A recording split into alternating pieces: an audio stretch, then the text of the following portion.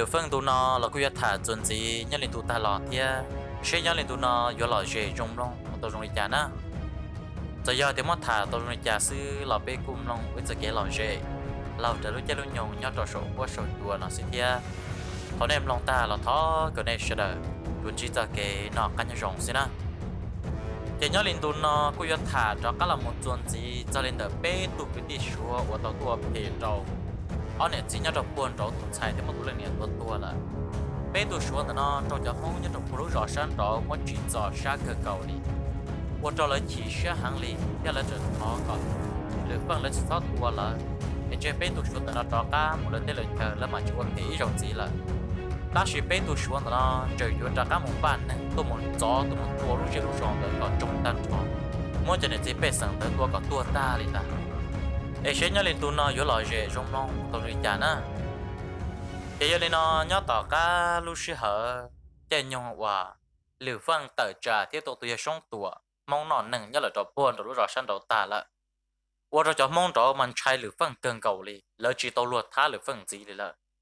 thế là giờ tàu lăng lù cho liều phân hai tia chỉ nào một lấy toàn đây lấy chú ở phê rồi nó từ lên là ta giờ thì muốn nâng tôi một giờ là tê tê chờ là lấy chúng một bằng sự một tua cho nên nó kia li ta tao nói chỉ lên trai cơn cầu chỉ lên cút giờ tao lằng lù đi nó ta cho lời phân chỉ lời phân thế giờ tao kế tờ tao lúc chơi lúc sờ lúc chơi lúc chờ nó đó cá là mù lại nếu cô tao kế cho cá này cho cô kế là mù ô vợ chồng là một giờ đó bố sợi đu là trong xe xe chỉ nó nó thả xuống đi mình cá nông coi rồi bây giờ nó là một giờ đó sầu chị nếu giờ là một năm mình chỉ sưu đó sầu cho cho nên nó mà sưu ta cho nên cô chẳng cái lúc là trong đó nó là lại cho bốn trâu u thêm một chuột là rồi lúc rõ buồn trâu u thầu lời phân là một dân tua chuột là lúc rõ sát buồn trâu nó xí gì giờ chỉ là nó tê bê sẵn mà qua rõ bây giờ thầu nó chỉ lời phân giờ xả rõ thì u nhiều lịch trả trong lúc rõ đó nó ở cái bê sẵn đó nó qua rõ bây giờ thì tôi một rộng chừng ba chừng bờ này lời phân giờ là một nông lỡ thì u lịch trả trong này lúc rõ chỉ là tiết giờ tin cho tôi một đôi lửa phân nào ô chỉ là lửa phân xa là tiết giờ tu do có xa thì do linh tư nào chả có là một chân thật nó lửa phân chỉ là cho nên thì nó chỉ nhớ trong lúc rõ sát buồn trâu lửa phân tiết giờ thì ô này tôi nhớ trong lúc rõ sát trâu này chả này họ tôi nhớ để co thế này họ qua tầm để co giống một tấm ảnh đã chỉ lỡ tiết giờ hai trâu lửa phân này thì ô tu lô họ bây giờ hai thì có một bé tu nhỏ xuống thì tu có tua nó có chỉ cả có hai thì luật thọ cho dù có chơi luật cho xìa thế nào ta chỉ nói bé tôi xuống đấy một cho ít ba xuống một thà trả lời cậu chỉ có trâu lăng tôi muốn bay lúc rơi lúc ròn đó lợi ta một tê bé sừng tàu mà chuột tua một tê tu chỉ là một tua là à bé rơi giờ mà cũng nhớ là tan cho nhiệt chia u nó chỉ cũng nhớ một tan cho là ta và chỉ hạn chỉ là bé lúc rò chỉ tới chia à hạt chấu ta là ta chỉ bé cho kia đi cho một rò chỉ kia đi họ cho lâu ấy kia chỉ tàu chỉ cho xuống nó một tua là đâu buồn rồi bé rò chung cười đi luôn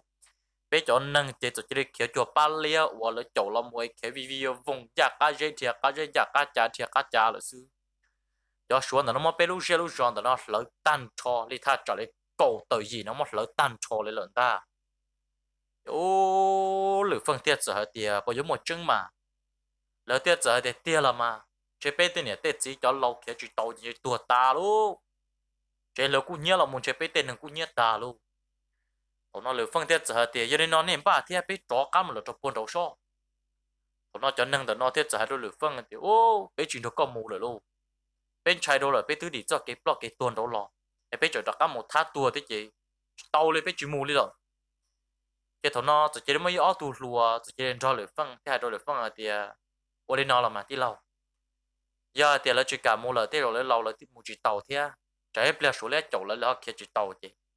chỉ bé bé tụt luôn nó bé một giò bé đó có một chỉ lựa phân thêm một lệ bé lâu tụt luôn đó là chỉ nên chán chạy tàu kế một là trò buồn trò lú giò mông trâu nó lỡ mà lên một số số ôi cha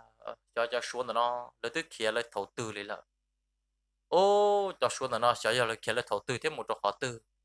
rồi một giờ là lú giò chỉ ô tê lú hà à ba chấu rồi xứ lú chỉ mà cũng nhét ta đỡ bự bao đủ cho nó ít lúc cho tỏ khôngว่าkhông chế không nọ không hậu chế không lồng tiêu nọ chế rồi chế đi à cũng nhớ ta chế ô thằng nọ cho mong tao nọ chế chỉ bao nhiêu đi trả lô tiếp liền chỉ đó mà lấy bỏ cho kia anh cầu hạ trong tất cả tờ là một chứ là một cái quả nhẹ nhẹ là xí lô mỗi thứ tu lâu chỉ là mỗi tua kia là qua tua chỉ trong thế ta chỉ khó chỉnh chân là mỗi thứ cho chuyện là lợi ta đi cho xuống nó phê thâu rồi lô le phân thế xả ra thì cho nhau xuống nó phê thế tia lên ta tay rồi nó kia chỉ tao một đế ổ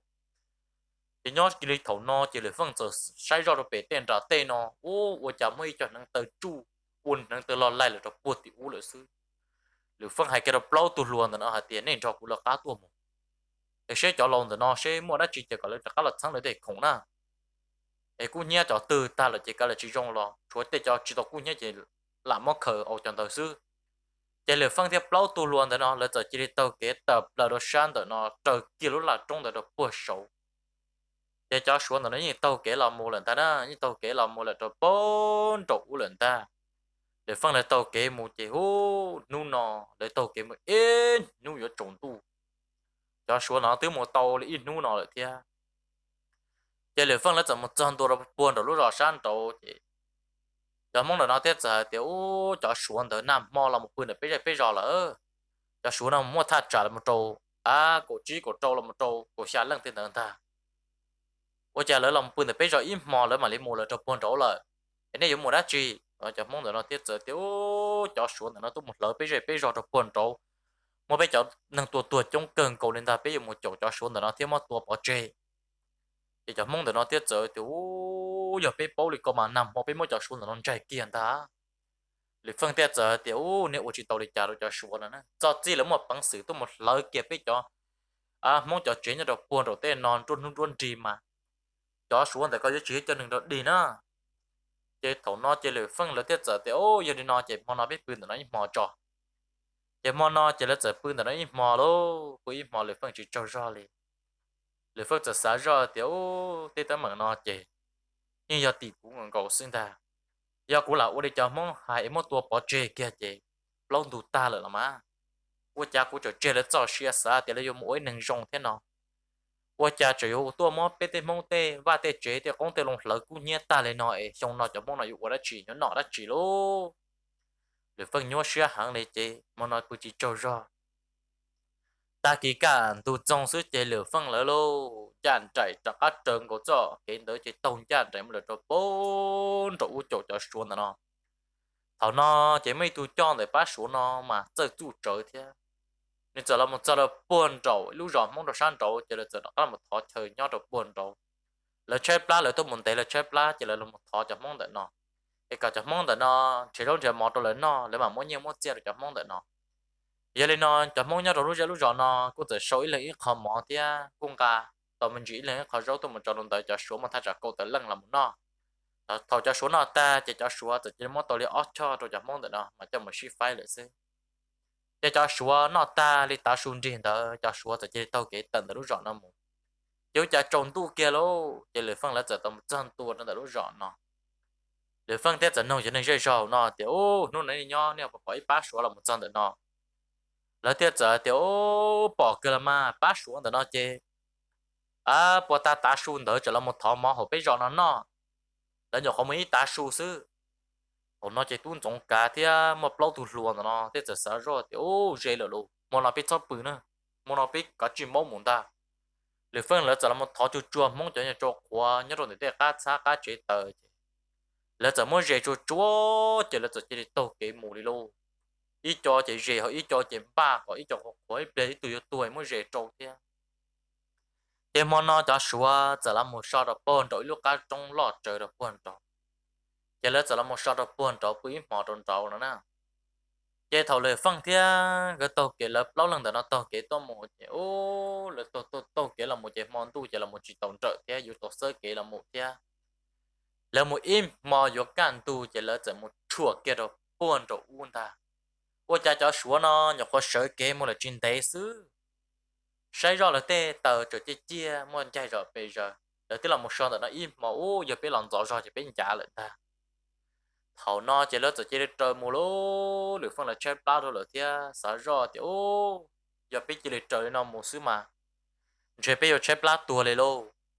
bây giờ chủ động chơi món nó mình chỉ thia cho biết sò cho nằm một bên nằm bên nu họ trốn tu là bây giờ tu im mò thế chị sát thôi là giờ đây nó bên chế mình chỉ món nó cho bên mà lên mù giờ này cô dần chế mình chỉ món nó chị dần một giờ cho chúa để bỏ chơi cả chơi thế nào cho lòng mù tao nó mình chỉ tổ cho xì xí giờ tôi xì xì một tài lý ta sưu rồi thế luôn giờ cho số nó cũng muốn đây trở lại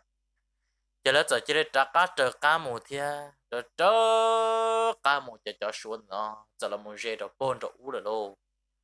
là giờ là một giờ trở rồi bốn rồi số tê giờ là ta chỉ tê giờ tao nó chỉ hợp mong tê xí giờ cho số là một bông thả rồi lúc rồi mong một kiểu ở lúc trong sơn trên chẳng có xa xa bể san trả một cái lúc cứ hạ to to rồi buồn trả giờ cho số là nó một trăm tua rồi nó giờ đi trả là giờ là do một trò cho trong trò hạ nó chỉ shit thôi là giờ cho cá mù giờ hạ mình chơi chuyện chơi họ bỏ chuyện chơi đâu họ giờ to cũng giờ to thì hạ cũng thì hạ giờ chủ tao là một thọ chơi short họ lúc rồi mong họ nó mong có giàu họ đây có giàu ta kỳ thiếu một ròn giờ để bỏ trong bỏ chùa thiếu một rò giờ để cái giờ to thì hạ được non ta giờ lên nó nhớ lên họ nó cho xuống được nó là một trăm tua cho họ nó thế giờ là một thọ chơi short đấy tụi chữ rồi giờ tụi chữ rồi nó thế giờ thì ô giờ lên nó này là một trăm được nói nè giờ là một trò này thế này chơi trở nên một chỉ tàu nó chịu lên nó luôn thế chả là chúng mà chơi short thế chả là một short được cũ còn nó tụi chữ rồi giờ chơi đi mỗi cho xuống nó chắc là muốn trận cậu ít chơi nhớ cho họ tụi chữ rồi nó chơi chơi tụi chữ rồi nó thế giờ nó cho xuống nó thế này muốn đã chỉ lò我今年个一零一桌，同那这里人家蒙天也得接了木条，这了天子条哦，被木我后来民主，我来我干民主了，不着半着蒙绕老师，同那这了就西塔里那这，毛那kia là một trăm tua里头，种度这边的这，刘峰来了么帮他的路绕的那喽，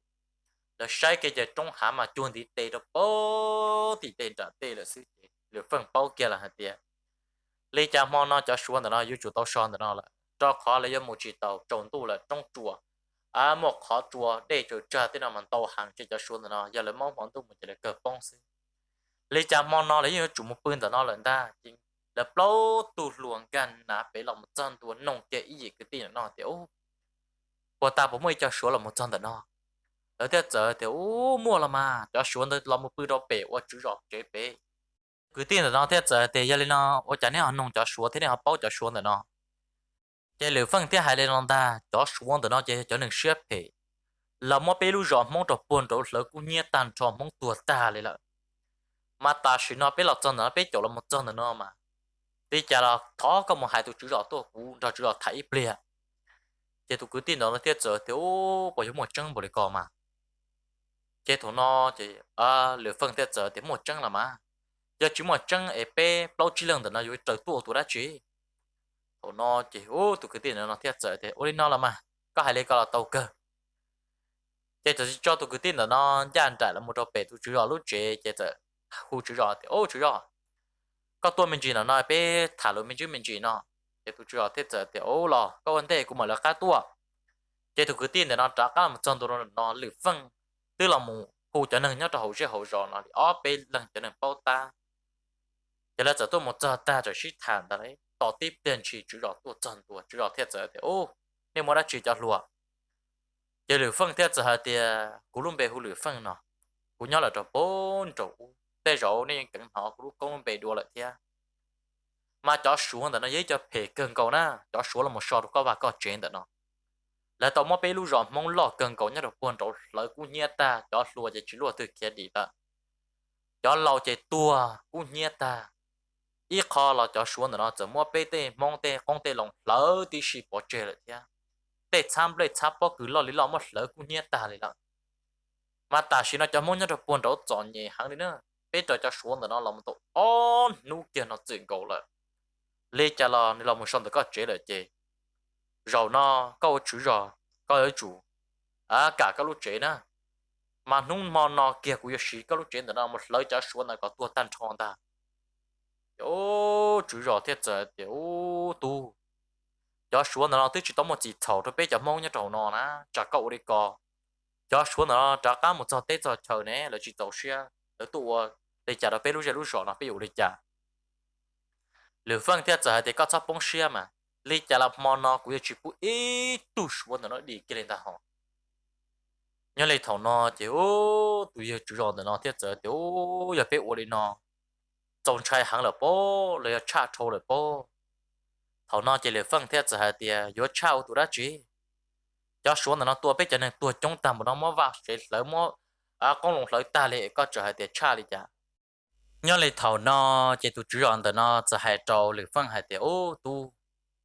sẽ sao mà những chỉ sao ô đi nó kia lấy ta chỉ giờ thì cho xuống nó nhưng tao muốn đi tây và tây chuyển lỡ ta thì nó lỡ chỉ nhớ tới có ở tu có hai lý cha lỡ sư nhớ đến tới cú chỉ cú chú ấy tụ chữ rõ nhất thằng nó cú chỉ bao đã chỉ na ta chỉ do có hai lý co chỉ tao cũng hai cú tây bao này mình nhổ cái lỡ tới có ta cho na thằng nó chỉ tu lửa phân thiết giờ hai trâu lỡ thì ô đi nó là mà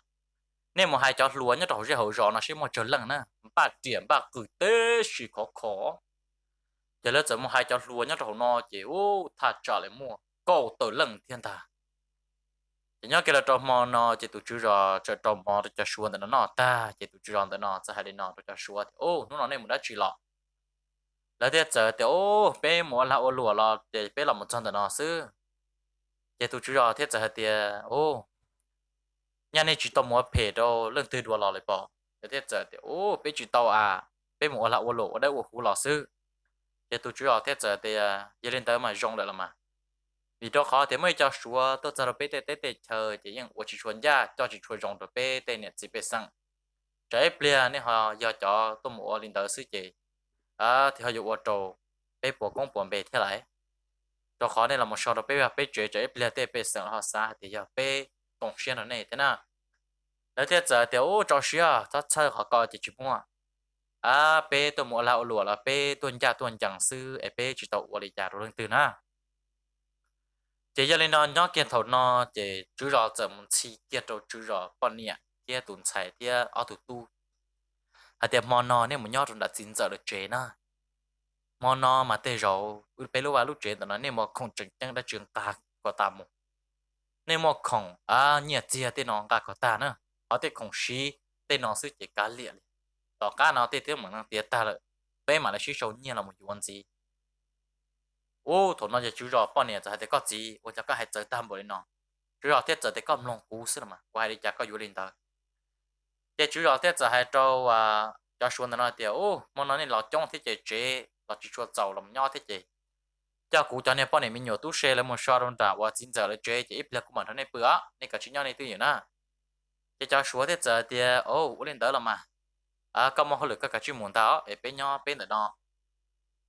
chế thầu nó chế tu chủ rong nó cho chế đi cho cái thế bao nhiêu tu xe dàn trải là cho bùa đã nó lại chế nhớ cái là trong mòn nó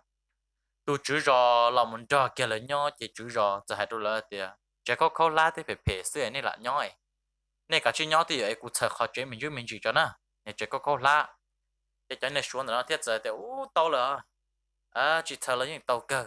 chủ rong thiết giờ thì thở ho trời bia này tôi cho biết tết chờ nó chỉ này trời có lá ấy trời bia này họ chỉ xả bự này cả chỉ bự cũng chờ họ chỉ mình chỉ có tiền lo thì cũng mà lo bự là mà chứ rồi thì chỉ là muốn chia cái ít chọn cắn lại nhưng mỗi ít chọn cắn cho một trò rõ chứ rồi trong một chọn cũng để cho một thái chuột chuột rồi lúc chuyện tổn tiền ta nhỏ cái tiếp liền chuyện để chứ rồi chân cả cái là một trò lại bự hậu bự tết đây là một trò lịch trở lên ta lại chế tôi chữ rõ nó mà lấy sợ kia là một trò trò rộng lắm nó trong cơn cầu liệt có khó mình tổng là một chuột tí xì trâu lần ta chế võ nón to họ mới cho đang cho lo cho tên nó mà cú gì tên nó mà chỉ chua lên lần ta nữa chế chữ rõ là một trăm tua chế chữ rõ hai cái lên lo trâu lử phân ta hạt tiểu tu biết lo lần ta lấy sử dụng để chán gì là sư nó lử phân thiết giờ thì giờ lên nó chế này cho luồng ba tua chỉ để một trời lặng na ngắt chuyện gặp phổ tế xin đó chỉ bui tu đi cái lên ta nữa giờ đi mà dùng một tấm bằng sứ sứ này nó mà nó cho xuống nó bây giờ chúng nó phổ có tan cho rồi nó ta chỉ thầu nó luôn lừa phân lỡ chấm ba chua chỉ lỡ chỉ để tô cái ít lần rồi ít một cổ chế ở bên lần rồi ít một cổ chế sát tỏ sát bị tế xin ta thì thầu nó chỉ lỡ chỉ để tới ít lần ít từ trâu chỉ lửa phân giật chỉ để suy ở bên xứ trên trừ kia không chỉ là một xứ chỉ ô chỉ bảo hay thở lỡ mà lại cho là mình trừ kia trâu chữ rõ lúc chế xứ chỉ tăng kia cú dễ xứ chỉ nói vung là một liền luôn tiếp liền chuyện đó xứ chỉ chính ra thua chỉ cho nhau số nhau cho hỗ trợ tuân ruột càng đi luôn tí tê thôi tỏ lọt lọt từ à hàng chỉ hàng nhau cho tỏ tí tê rồi sao tỏ lọt lọt từ hàng chỉ hàng tỏ nó chỉ tê tung can tung bỏ lòn tàu chỉ u này cho số nó chỉ cú nhớ cho hậu luôn mà như ở tu mua bằng sự do ta tập là một đồ sáng trổ chỉ bỏ hai niên ta niên triệt nhưng câu tỏ tuôn lên plim plum tuôn một đồ tệp la chỉ cho chỉ nên tao là bông tua kia ta xin đỡ một tí tu tập là một tệp con giờ cho chỉ chia lúa tờ thế mà từ xa tí té trâu to hậu chỉ đó do trâu sa hậu lại thế mà nó kia chỉ bỏ hai cho số hậu nó chỉ qua cái mà nên dễ do chỉ bỏ nè tu sửa chỉ những chỉ bu tu một số ít tu lên ta lửa phân là tròn ta là sẽ cho số nó chỉ bỏ hai tàu cung câu giờ là怎么cho số nó tôn chỉ mà cũng nhớ lo cho số mà từ từng thô cho hậu tí tê to mà cho ba lu sư lúa tờ mà hàng chỉ tí liền chỉ sư chỉ trả lu chỉ mà kia chỉ lo lu họ nói chỉ cho số nhá cho hậu chỉ tua bé tu rồi lu đó kia tờ nó lo cho lấy ông gõ bé tu tua rồi thế cho số nó chỉ cho nhá cho hậu chỉ bỏ hai lu qua liền qua thọ luôn tu rồi sư lu qua cha ta chỉ nói một tết tu tập là một sư chỉ lửa phân tròn ta chỉ thì té chọn đa tung cho qua cha ta chỉ đó bé tu lùa à lửa phân là mất tròn như là rậu ta lòn tới ít tu kia là muốn cha kia lửa phân thiết giờ thì có tu nhuần được có phê thì tiền nữa giá hạt tiền này à vừa ta lên nó xíu cha này chỉ tôi mau biết lúc rót lấy ta thì mà nu nó của chỉ chơi lên ta lửa phân thằng kia tu chỉ có con cuồng cầu tu nhuần à tu lúa xuống rồi nó té dùng tiền rồi buộc tao cho lúa tao cho chơi bao hai lúa tu lúa xuống tao cho qua quân chia cái đồ to rồi xí lúa tao mỗi lần lỡ mà hàng chỉ hàng ở trong lỡ tao chỉ tao được họ từ lên ta luôn tao lên nó xí chỉ là cho cứ phồng to hậu cho cứ phồng đũa rồi trâu để ta xí chịu cho xuống rồi nó chỉ tua tan cho nhớ trong lúc chuyện là tao kia chỉ tao ít tu kia lên ta cho cú nhớ là cú họ cho chỉ cú nhớ là rồi chỉ là một tua kia nữa tết có tờ tết xuống tiền trong tờ sư tết lên chỉ là ít số một kiện tờ sư vậy tua tan cho chỉ chẳng ít tu kia lên ta một cổ chỉ cổ trâu lần chỉ tuổi với ít bao sĩ tu sinh nhỉ cho một cổ cho một tua ở nhau trâu lúc trẻ nó sư cú nhớ ta ít cho gì chứ cú nhớ ta là ít cho chị à tí tu mỹ đã chú chú chưa can gì cho một cái tu bộ chỉ xưng ta hậu nó chỉ là một cho số tua tan cho một cho ít bao trong tờ nó ô mà nó kia thế cho chơi ở tụ lúa rõ xí chỉ là cho cả một bự ta nữa ta chỉ sơn gió chỉ là mỗi cho xuống nó lúa té cho một cho một bỏ được buồn trả luôn nhá họ số nó lót được buồn trả là cái rõ trong trả mỗi cho xuống nó cho là một yêu bỏ là cho buồn trả họ số trong trả tan cho chị lỡ cho nên nhớ cho bể ton trả ha tên nên nhớ cho hậu rõ chị xếp ba sẽ đợi tua cá triển cá chuông cá lâu té xí thế một khởi kia ở sân ra mà chỉ bỏ hai lô khởi mà ăn liếp liếp là một phong biến phứ là một bỏ tan cho nhau số tuổi ít bơ cổ chỉ cổ đó là mới du cho lúc cá chùa hậu là do lúc còn tu hậu chị lần cá lâu là một khởi ở sân tu là một bỏ tan cho bùa hậu cho nên nó chỉ tuổi ít bơ cho bùa hậu tan cho chứ mấy tu đi kiaเลยcho số chỉ tuổi tan choเลยlà chỉ nhớ lại thầu nó là mỗi cho xuân nó phơi bờ liếp lông là một sự chỉ chúng mình baoเลยlô thầu nó tu chữ rõ thế giờ hai cái đó là thì giờ lên thì cho sẵn trong tàu một trâu lưỡi tu xua san trâu rồi nên dễ rõ thế chỉ tu nên tới bây một phòng trò chọn đàn nữa nè thầu nó tu chữ rõ qua hàng lo chỉ nên dễ rõ thế giờ thì qua lên tới là mà à câu chữ rõ có hai lấy trả lại bây giờ lên tới thầu nó chỉ lừa phân thế giờ hai trâu là thì chỉ nó là giá tận thế mà này cơ này thì con châu có rong na thế tới mảng nó chỉ là biết sao phải rồi cho xuống nó tuy nhiên vì do cho xuống nó tua phải rồi biết tê rong mà biết này chỉ biết sẵn tua ở bờ lụt lỡ vặt lỡ chỉ cũng nhẹ ta con lồng cũng nhẹ ta biết chỉ xét đâu là biết thì tôi muốn cho xuống nó phô ấy bờ rồi nó thì nó một cái này cho con châu có rong chỉ cho là một tàu sai rồi là tiền cơ sai rồi cho xuống nó ít tụt từ điện ta đó rồi cho xuống nó yếu tuần chia bồi trả nó nên cho trống ó chỉ thông cơ sai kia lên ta nữa thằng nó chỉ nên dễ giờ nhớ trâu dễ hậu giờ thế giờ hay trâu lực phân thì ô lên tới là tu lâu chỉ nó nằm một chế bé mà liệt cơ bây giờ khẩn dầu có rong bây giờ chỉ hay ế là lụt tới bây giờ chỉ hay đã chỉ liền ta tụi nó chỉ lực phân thế giờ hay trâu tu chỉ rong tụi nó thì ô lên nó na mà lên ba cho lùa thì hay lòng ô có tới lúc chế cho cá trâu co tụi nó chỉ lực phân là giờ ship ba cho chúa là mồm ba cho chúa tao kia là bé nôn tới sư chế chắc các ô tô kia tí lúc chế trước khi trâu tu chỉ rong nhất hậu giờ năng ship ba tụi một tụi mua nhiều một chia cô bán nhà bán chia tụi một đầu tụi chơi chữ rõ nó nếu cô hạt trắc là một yếu tệ khổng là một nhóm trò nếu bạn đi chơi trắc yếu tệ khổng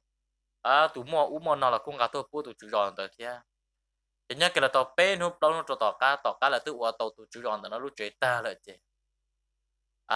lựa phân thế giải nó tụi chữ rõ nó thì ôn nó nè rồi nó có ba tàu bé có một bằng sự mà có lúc vào lúc chơi là một tua cho nên phèn nó qua cái lù trâu thì nó tận đây nó giờ có chuyện chuyện chỉ cái nhau xe là chơi còn chỉ cái nhau xe là chỉ hỗ trợ của tổ ba con á thằng nó chỉ chủ yếu thế giờ thì tú luôn cú chỉ tao bảy tụi nó một bằng sự tam bộ lấy coi giống một ban nên nó phẫu tan phẫu đồ bên lúc chơi lúc rong nó chỉ bảo để tận đây là giống một đã chỉ chữ xì nè để phân thế giờ thì này sẵn trái là giờ bây giờ mỗi nhà trâu nó sẽ cùng sẽ chỉ sau khi là gì chứ anh ra thì giờ cho số nó yếu tua bộ lấy gia đình chơi chỉ bỏ lấy là mà chế thằng nó tụi chủ yếu thiết giờ thì ổn định là mà có hai lý có chỉ ổn định có hai lô chế là giờ shit thà ta lên đó chế lửa phăng thì bao tụi luồng nó là thiết giờ tàu cái tầng lúc chơi lúc rồi thì đó cái là trò bùa tỏ nó lợi nó là chế thằng nó trò cái là một giờ là bùa tỏ dễ tỏ rò nó chế nâng dễ rò thế và thế chế cũng nhẹ ta thế con tê lòng chế cũng nhẹ ta mỗi tê tụi chế qua lại rồi là trò bốn trả tê sẽ sáng một thế tu chỉ trả tiền thảo luận tu ta do xưa thì ở trả luận tu chỉ một có mua chỉ bỏ lại cho cái chọn nhẹ kia lên nó không lòng là cú nhẹ ta và chỉ là cú nhẹ ta thảo nó thì phân chỉ bao giờ ba lại liệt trả chỉ để phân xã do cho nên để nó chọn nhẹ thảo là chỉ trả cá cho nên để nó một là cho bố tỷ lệ trong cho bố tỷ so cái là một thọ tê đã tỷ trừ sang tê sang chờ nhá cho bố tỷ lúc trong tỷ sẽ học bộ các khi lúc họ trong nhà cũ đồ bê cho nên để nó là xí lô chế thọ nó lựa phân thế giải đồ cho nên để nó thì ta kỳ sẵn gió nên cho nên để nó một chơi lăng cho tuần để nó nè cú chơi vô ít chơi ít tu xưa nên ba na thì ở bên đó một là cho bố tỷ trong tỷ cú cho nên một cái họ cùng chỉnh chân là một chỗ nên ba nếu năng là gia toàn tệ nè tụi nó tệ bây giờ nhớ trò nó chế tụ qua là qua tụ chia cần cầu lấy thế chế lấy thế giờ là mùng ba muốn đi thả trả lấy cầu lo của chi của trâu lăng ta chỉ lấy thế giờ cho lừa phân gian trái trả cam là cho bố thì lúc họ chua đun chia là cho bố thì chua tua chia chia cho bố tỏ tua sinh ta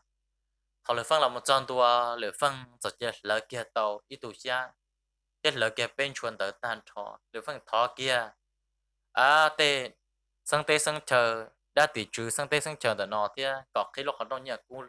cho họ thì lựa phân lại cho nên chọn nhà hàng này là họ lựa phân chẳng này cho chú chỉ có công ý ra tua chẳng ý ra tua chỉ có trả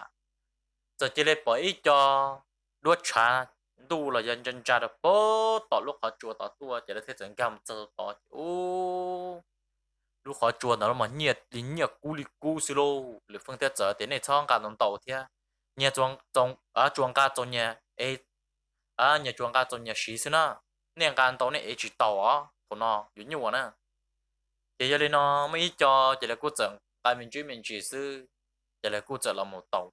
ta chỉ cho thì cá nông tàu chỉ là một chỉ tàu khổ lồ luôn thầu nó theo tàu trắc cá mới cho lý thì mà liền cá thì cá tàu là một chỉ là phân thì cho nên nó tự trắc cá là một lúc xưa thầu nó chỉ là phân mà lấy cho là cho cá là một giờ là buôn trộn rồi cho mong tụi nó mà đi mua nhiều đồ luôn là mà đi mua cho nhà cho cuốn tụi nó cho là mù vừa không nó không hậu vừa không giờ tụi nó cho bọn nó tê rồi mà sang trả cái là mù và ô chế mà sang trả cái là mù vừa chú vừa nó vừa cho vừa chế được bọn nó tê rồi chế tụi nó lựa phân cho mong tụi nó là mù nó vừa hậu vừa không tụi nó thì dừng có đi lút liền cầu nó nè nhau tụi lút sòn tụi nó tao cá lửa phân thứ ba tàu cho nên nhau trâu lúc lúc rõ nó trâu cá mua vào một chế mua nó mua hậu sự tế sự chờ để khu lại cái liệu phân tiếc giờ tàu cái tận từ lúc rõ nó đó cá mù lại vấn đề thầu liệu phân vô cho cá tận từ lúc rõ nó mù giờ phong tận nó cũng giờ tàu vô lý yếu tu nhiều tu tự cho là một tua cái dòng xe cho liệu phân họ liệu phân tu một ba tàu là lúc rõ cho cá là một nhon nọ cá dùng để u lại cái tàu cá nó liệu phân cũng giờ tận từ lúc rõ tiếc tàu cái cho cá một đầu trâu bốn trâu rể trâu rõ lại na ấy giờ nó ít chỗ này chỉ cái tên là cha gia đình tụi nó chỉ cũng mất thả là vấn đề cho chuyện gì nó cho mà là thả tuần gì tụi toàn đây nó chỉ có lọ rễ trong nông cương của tia và thế giờ xưa thì nên số lần tuần tụ toàn em nông ta là này yon chỉ cho cái nó cá như rồng tia để bé mà lấy sinh chi đuổi nhân để ra chuyên tụ chia ởอยู่lọ toàn đây nó nè và cái này sẽ để cho chỉ cho cái nó cá như rồng xứ để bé mà lấy sinh chi đuổi sẽ để nhau rồng một chỗ đó nè